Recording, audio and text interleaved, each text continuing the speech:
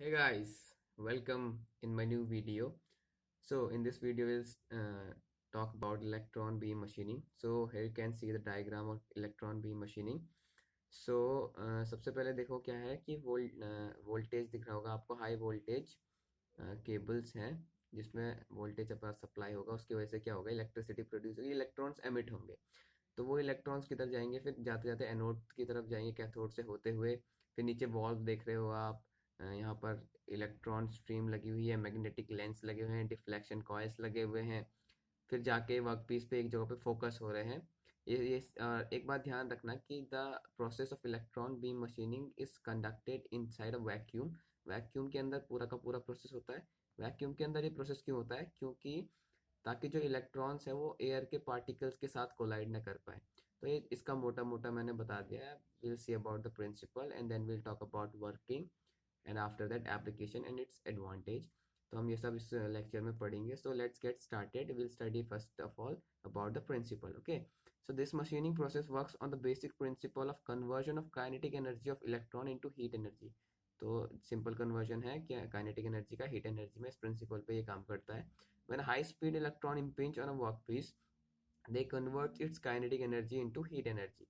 This heat energy used to vaporize material at contact surface. This process is carried out in vacuum, otherwise the electron will collide with air particles and loses its energy before impinging on the work metal. जैसे कि मैंने आपको बताया था कि ये पूरा का पूरा प्रोसेस वैक्यूम के अंदर होता है, ताकि जो इलेक्ट्रॉन्स है वो एयर पार्टिकल के साथ कोलाइड ना कर पाए। तो ये इसका बेसिक सा प्रिंसिपल है। अब हम इसकी वर्किंग के बारे में पढ़ते हैं। So let's focus on the working. So working क्या है इसकी, क्या होता है? First the electron gun produced high velocity electron. सबसे पहले इलेक्ट्रॉन गन क्या करेगी? हाई वेलोसिटी इलेक्ट्रॉन्स को प्रोड्यूस करेगी।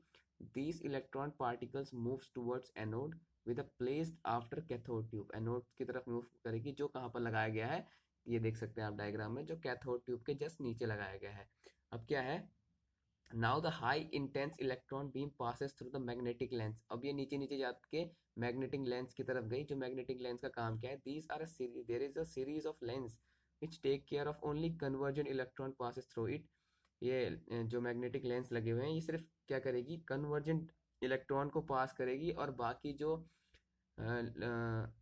लो एनर्जी इलेक्ट्रॉन्स है या फिर डाइवर्जेंट इलेक्ट्रॉन्स है, उनको ये एब्जॉर्व कर लेगी। तो it absorbs all divergent and low energy electrons. It produces a high quality electron beam. ठीक है, उसके बाद देखते हैं, this electron beam now passes through electromagnetic lens and deflection coil. अब ये इलेक्ट्रोमैग्नेटिक लेंस और डिफ्लेक्शन कॉइल से पास होती है।